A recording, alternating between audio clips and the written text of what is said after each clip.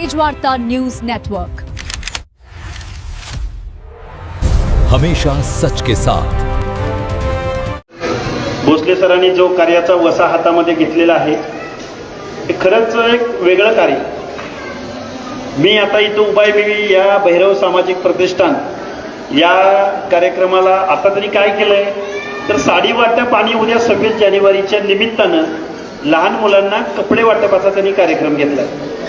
आता इथं तुम्ही सगळेजण उपस्थित आहात। भोसले सर तुम्हाला काही निवडणुकीला उभं राहायचं आहे का? आता नाही ना? त्यांनी सांगितलं आता त्यांच्या मनोगतामध्ये की मी एका पालामध्ये जन्माला आलो आणि पालामध्ये जन्माला आल्यानंतर पारधी समाजातल्या काही कुटुंबांना त्यांचं ओझं गबाळ घेऊन जात असताना पायी चप्पल नव्हती, ते त्यांनी बघितलं आणि ते बघितल्यानंतर त्यांनी त्यांच्या मनामध्ये एक वसा घेतला की मला या मुलांसाठी काहीतरी करायचंय। तर मग एक पारधी समाजामधला एक पालामध्ये जन्माला आलेला माणूस, शिक्षक असलेला माणूस स्वतःचा घर संसार सांभाळता सांभाळता या मुलांसाठी काय करू शकतो, तर त्यांनी ठरवून घेतलं। आता त्यांच्याबरोबर सामाजिक कार्य करणारे इकडे एक सर बसलेले, त्यांनी ठरवून घेतलं की आपण या मुलांसाठी काही करायचं किंवा आपण अनाथांसाठी काही करायचं किंवा आपण विधवा महिलांसाठी आपण काही करायचं। आणि ही त्यांची जाणीव त्यांना स्वस्थ बसू देत नव्हती। कोरोना काळ असेल किंवा आत्ताचा कालखंड असेल, महाराष्ट्रामधल्या निवडणुका होत आहेत, निवडणुका डोळ्यासमोर ठेवून इथले उमेदवार काय काय करतात हे सगळ्या पुऱ्या महाराष्ट्राला माहिती आहे। हे सगळं माहीत असताना एका पालामध्ये जन्माला आलेला एक कार्यकर्ता रायमोहा गावामधल्या काही माता भगिनींना एकत्रित करतो आणि 26 जानेवारी सारखा राष्ट्रीय सण साजरा होत असताना लहान मुलांच्या अंगावरती चांगले कपडे असावेत, त्याचा हेतू किती शुद्ध आहे, हेतू किती चांगला आहे आणि कोण काम करतोय तर एक पारधी समाजामध्ये आलेला एक कार्यकर्ता हे काम करतोय। हे खरोखर वाखाणण्याजोगं आहे, दाद देण्यासारखं आहे, कौतुक करण्यासारखं आहे। आता ही कार्यक्रम पत्रिका बघितली, ही कार्यक्रम पत्रिका बघितल्यानंतर या कार्यक्रम पत्रिकेवर एवढी नावं आहेत, एवढी मान्यवरांची नावं आहेत। मी सानप साहेबांना म्हटलं, सानप साहेब बघा बरं काही कार्यक्रम काय आहे, मला काहीच माहिती नाही आणि आपल्याला जायचं आहे। मला माहितीच नव्हतं खरं सांगायचं, पण इथं आल्यानंतर मला एवढं समाधान वाटलं की अशा कार्यकर्त्याला आपण दाद दिली पाहिजे। इथं मनोगत व्यक्त करत असताना सानप साहेब आणि आगाव सर, सगळीच मंडळी, तुम्ही आम्ही पण NT मध्येच आहोत, आम्ही NT-C मध्ये आहोत, तुम्ही NT-D मध्ये आहात। आपलं जरा बरं चाललंय, मुंडे साहेबांच्या आशीर्वादानं, मंडल आयोगाच्या आशीर्वादानं, OBC आरक्षणामुळं आपलं बरं चाललंय। आपण आता लढायची भिडायची ताकद बाळगून आहोत। पण विजयंती अ प्रवर्गामध्ये, ज्या प्रवर्गामधून भोसले सर येतात ST मध्ये, पण सांगतो ना मी त्यावरचा अभ्यास करणारा माणूस आहे, मला हा प्रश्न येणार मला माहिती होता। नगर जिल्ह्याच्या वरची मंडळी आहे ती ST मध्ये आहे, पण मुंबई प्रांतामधले नगर जिल्ह्याच्या खाली म्हणजे पश्चिम महाराष्ट्रातले सगळे विजयंती अ मध्ये आहेत। खूप मोठा संघर्ष करावा लागतोय। आजही गावगाड्यामध्ये या पालधारकांना, तुम्ही ज्या समूहासाठी काम करता त्यांना आजही 1 गुंठा जमीन धारणा करता आलेली नाही। आणि या भटक्या विमुक्तांचं काय जिन आहे ते सांगतो, तुम्ही ST म्हणा, भटके विमुक्त म्हणा, या लोकांचं जिना असं आहे की आजही यांना घर बांधता आलेलं नाही।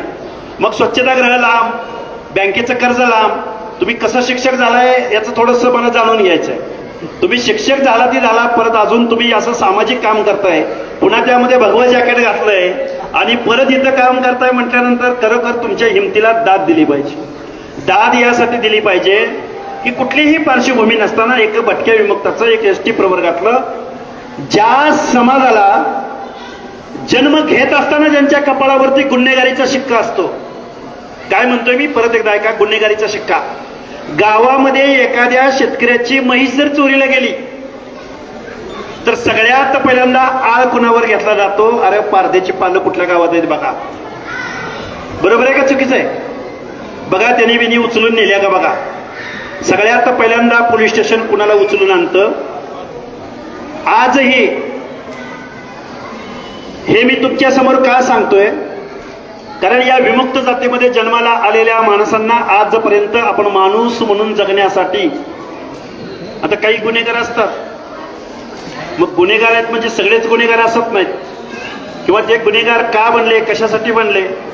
इंग्रजांनी सेटलमेंट कॅम्प काढल्या होत्या साहेब, आता जरा बोलतोच होता, बोलायची वेळच आली. इंग्रजांनी सेटलमेंट कॅम्प काढल्या होत्या आणि कंपाऊंडच्या आतमध्ये या गुन्हेगार जमातीनं ठेवलं होतं.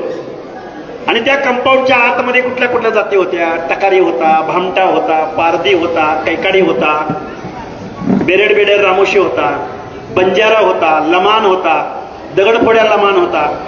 या सगळ्या लोकांना यात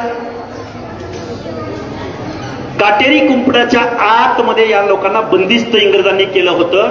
त्याचं कारण असं होतं की त्यांना एकत्रित थांबवायचं, त्यांना शिक्षण द्यायचं, त्यांच्याकडून काम करून घ्यायचं, त्यांना माणूस म्हणून जगवायचं. त्याच्यामध्ये काही हेतू चांगलाही होता, काही वाईटही होता, त्यांना वाईट जीवनही जगावं लागलं. आणि त्या समूहामधल्या लोकांना तुम्ही काय करताय साधं, तर तुम्ही फक्त त्यांना कपडे देताय, तुम्ही त्या माता भगिनींना साडी देताय. पण या महाराष्ट्राचं बजेट 7 लाख करोड रुपयाचं आहे. आणि मग 7 लाख करोड रुपयाच्या बजेटमध्ये आता इस्काटून बोलतो, 7 लाख करोड पैकी 60% ओबीसींना 1% बजेट आहे, 1%. आता पुढच्या महिन्यामध्ये येईल.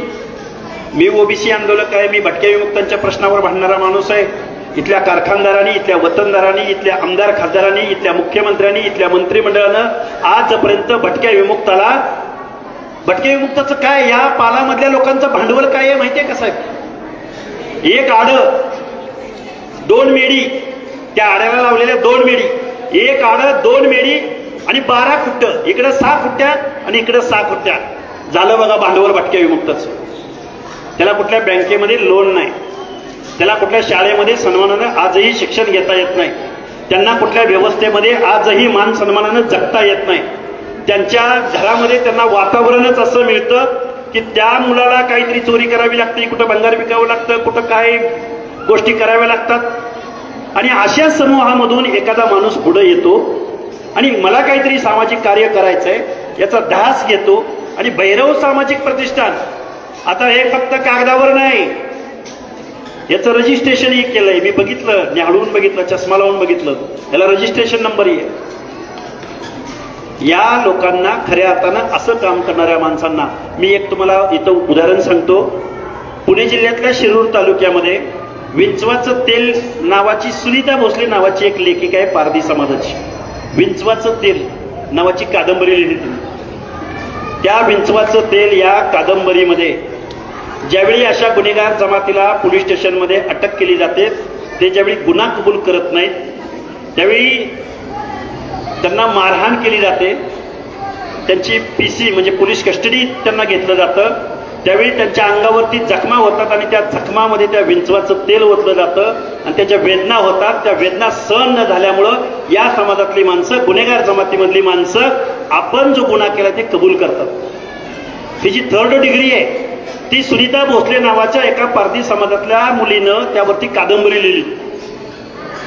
म्हणजे भारत देशाला स्वातंत्र्य मिळून 70-80 वर्षे होऊन गेली.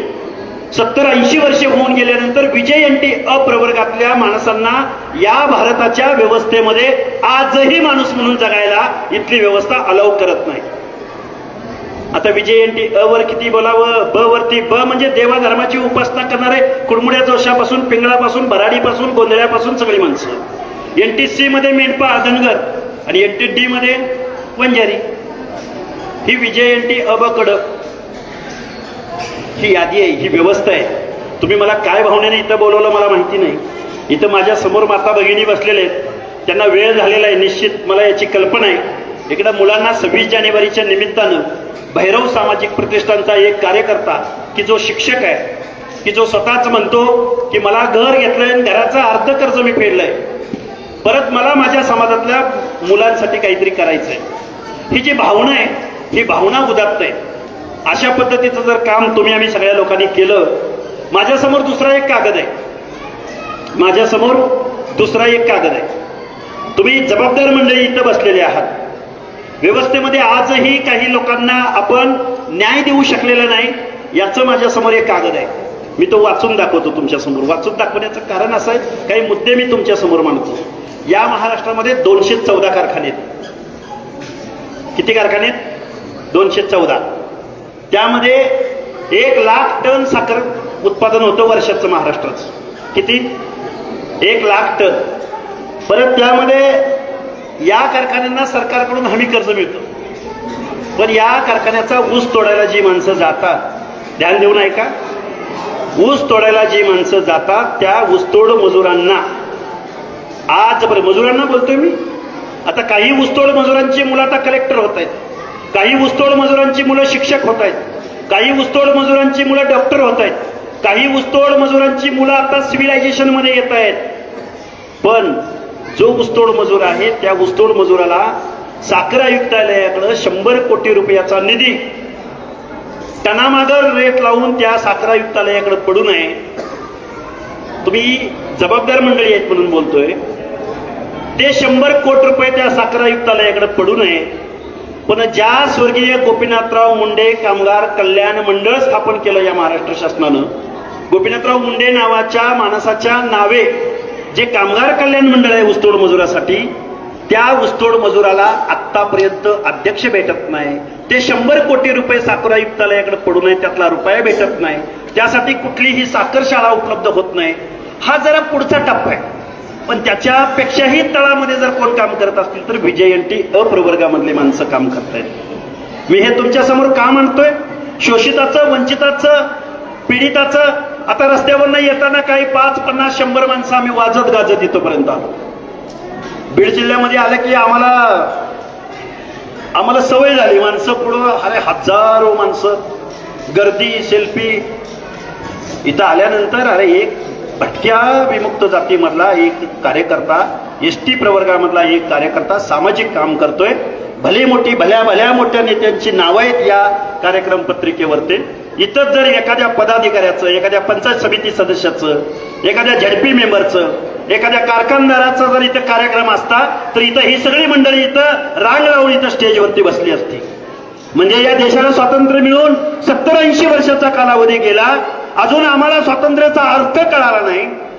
आजपर्यंत आम्हाला माणुसकीचं, मानवतेचं, समतेचं, सामाजिक न्यायाचं धोरण काय असतं इथल्या राज्यकर्त्यांनी आजपर्यंत आम्हाला मिळू दिलं नाही. आज आमच्यावर वेळ काय येते तर मुलांना कपडे देणं.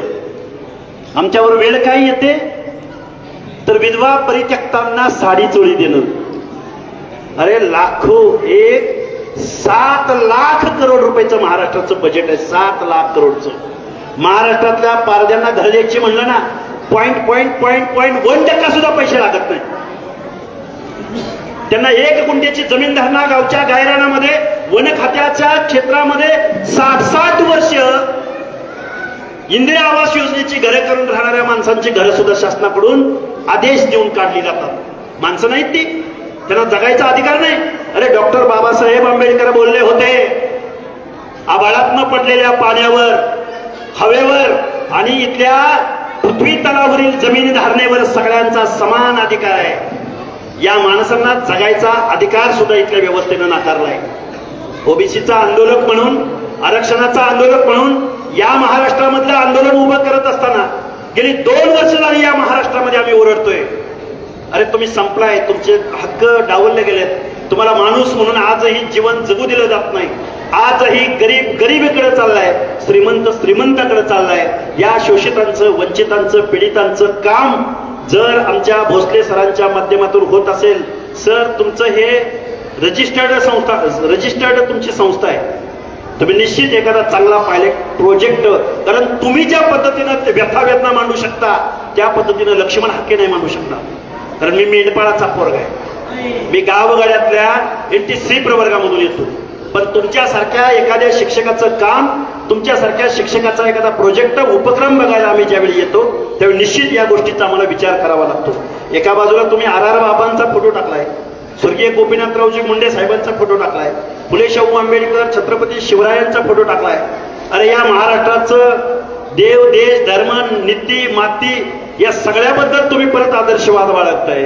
आणि हा जो कार्यक्रम तुम्ही इथं घेतलेला आहात तुमच्या या कार्यक्रमाला हार्दिक अशा सदिच्छा व्यक्त करतो. तुम्ही ठरवलंय यांना कपडे द्यायचे, चांगले कपडे द्यायचे आहेत. उद्या 26 जानेवारी हा प्रजासत्ताक दिन येतोय. बाबासाहेबांना इथल्या प्रत्येक माणसाला सन्मानाचं जीवन या लोकशाहीमध्ये उपलब्ध करून दिलंय. तर माझ्या समाजातली किंवा गोरगरिबाची पोरं चांगले कपडे घालून प्रजासत्ताक दिनाला गेली पाहिजेत. या भावनेने तुम्ही जो हा कार्यक्रम घेतलाय, या कार्यक्रमाला मी सदिच्छा व्यक्त करतो. आम्हाला थोडा उशीर झाला यायला, परत कधीतरी आपण सविस्तर बोलू. कारण तुम्ही जी लाईन दिली प्रस्तावनेमध्ये, त्या लाईनवरून मी बोललो. तुम्ही जर मला लाईनच दिली नसती तर मी वेगळं बोललो असतो.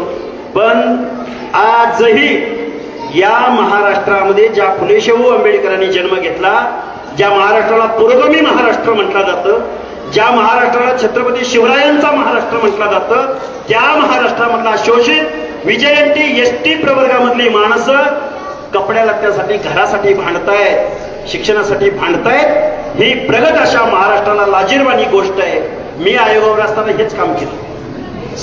म्हणजे मला ज्यावेळी गोष्टी आवडल्या ना, मुख्यमंत्र्यांच्या तोंडावर राजीनामा फेकून मारलो आणि या ओबीसी आंदोलनामध्ये उतरलो. खूप काही बोलता येण्यासारखं आहे, खूप काही गोष्टी बोलता येतात. आपण त्या योग्य त्या व्यासपीठावर मी जरूर बोलतोय. पण सभेचा संकेत पाळून तुम्ही सगळी मंडळी आलात आणि आम्हाला जो मान सन्मान दिला त्याबद्दल मी तुमचा आभार व्यक्त करतो, तुमच्या कार्याला सदिच्छा व्यक्त करतो. आणि तुम्ही जर शासनाकडे एखाद्या प्रोजेक्टचा, एखाद्या मागणीचा पाठपुरावा करत असाल तर एक आंदोलक म्हणून लक्ष्मण हाके निश्चित मुख्यमंत्र्यापर्यंत तुमच्या बरोबर आल्याशिवाय राहणार नाही. मला पुढे करू नका, तुम्हीच पुढे जा. पण गावगाड्यातल्या शोषित, वंचित, पीडित, पालामधल्या माणसाला न्याय देण्याची तुमची भूमिका असेल, एखादी योजना असेल, एखादं शिक्षणाचं धोरण असेल, तर त्यासाठी आम्ही निश्चित महाराष्ट्राचा मुख्यमंत्री बोलतोय. मी आमदार बोललो नाही, खासदार बोललो नाही, मंत्री बोललो नाही. ते जे एवढं करू शकणार नाही तेवढं मी निश्चित एक आंदोलक म्हणून रस्त्यावरचा, चळवळीतला, माझ्याबरोबर सगळे फिरणारे कार्यकर्ते, या सगळ्याच कार्यकर्त्यांच्या वतीनं मी तुम्हाला सांगतोय, निश्चित आपण तुमच्या एखाद्या मागणीला उचलून धरू.